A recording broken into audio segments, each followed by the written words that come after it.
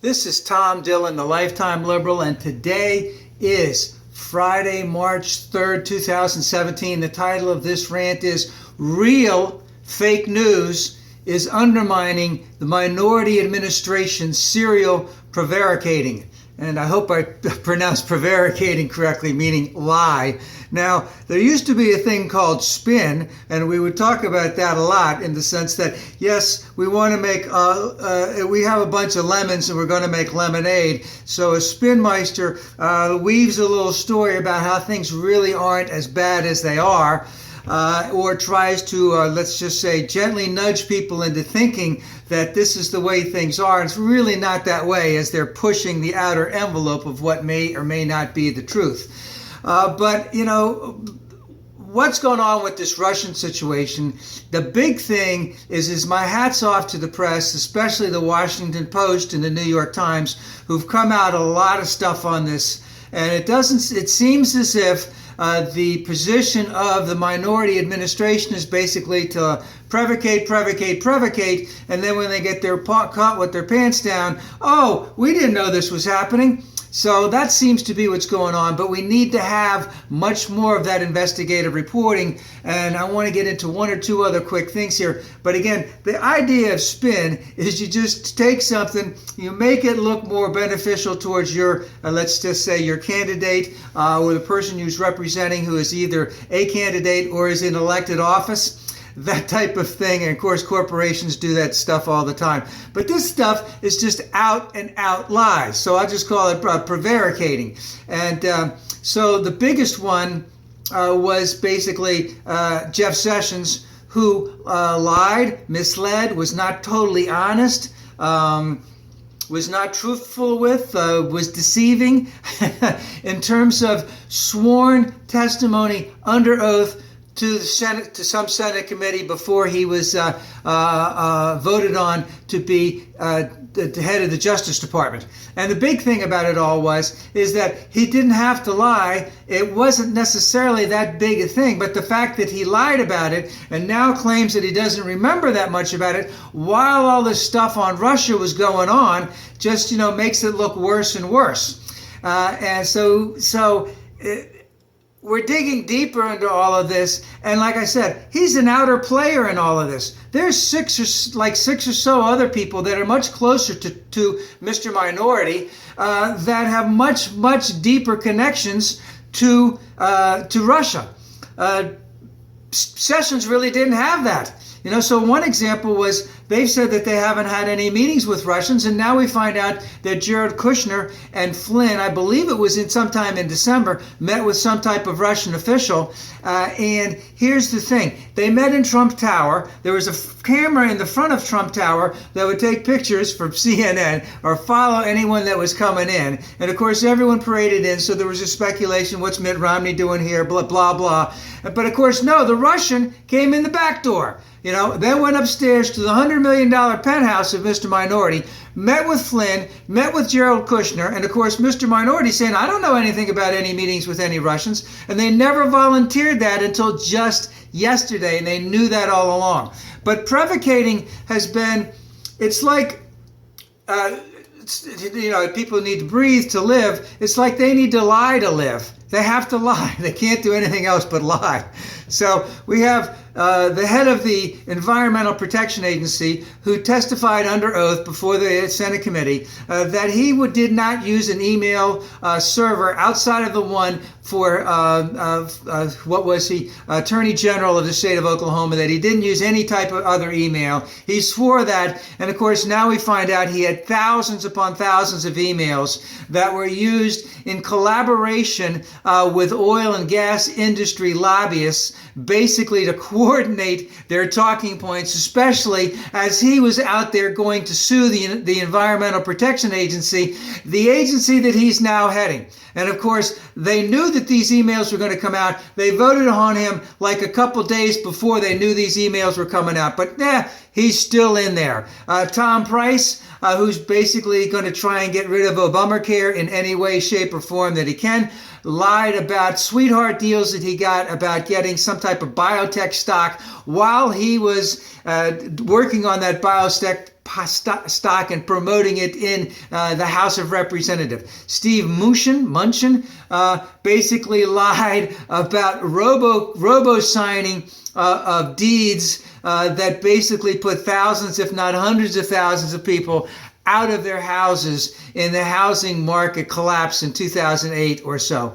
And then, of course, we had Betsy DeVine, who basically, I won't say that she lied, she just never even came remotely close to answering the question.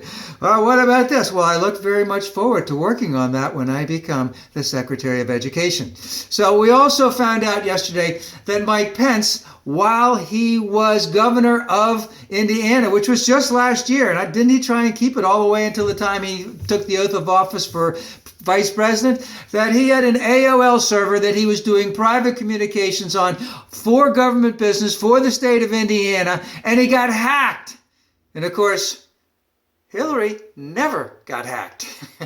No proof that her server was ever hacked. And I just want to bring in two quick things about the Prevaricator in chief, Mr. Minority, is that he always talks about we've had the highest rate of crime in 45 years. And of course, we know that crime is at its lowest point in 45 years. Yes, we did have a bit of a spike in terms of the murder rate last year, but overall the trend for crime has been going down for 45 years. And when he said the other day that, again, he has had the greatest electoral college victory since Reagan, someone pointed out that I think Poppy Bush had much higher than he did, and then he blamed someone else for it.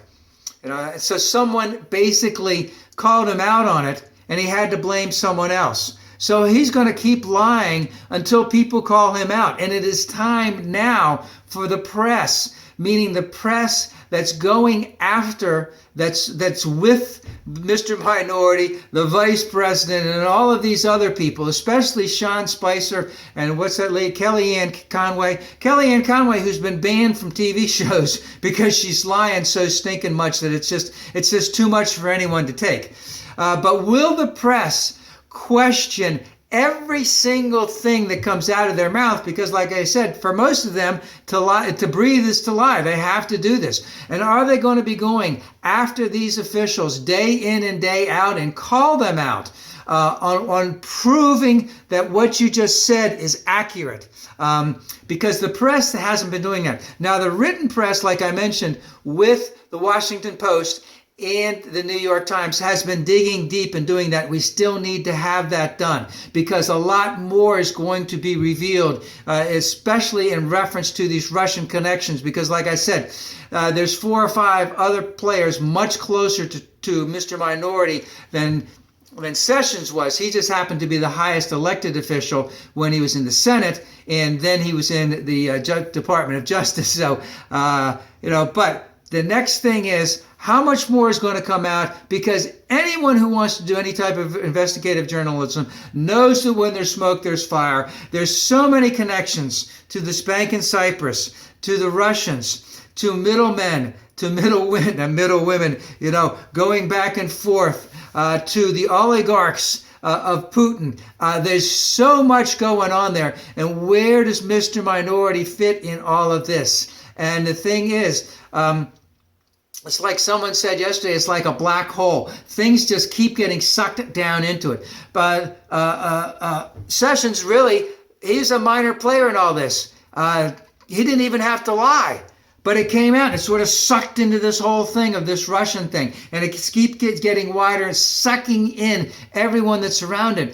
And there's more is going to be revealed. And I think the biggest thing is that we just had a thing out yesterday from the Department of Homeland Security that travel ban on the Muslims, that may never come out because everyone's saying it's just gobbledygook, it's bullshit, it is completely a ban on it's a religious ban, and they keep putting it off. They've been putting it off for 2 weeks, 3 weeks, whatever, 4 weeks. And remember when they put it in, they said they had to put it in or some bad guy's going to come in and blow us up. We'll have to see what's going on. And the biggest thing about all of this is Mr. Minority will never show his tax returns, but that would explain a tremendous, tremendous amount.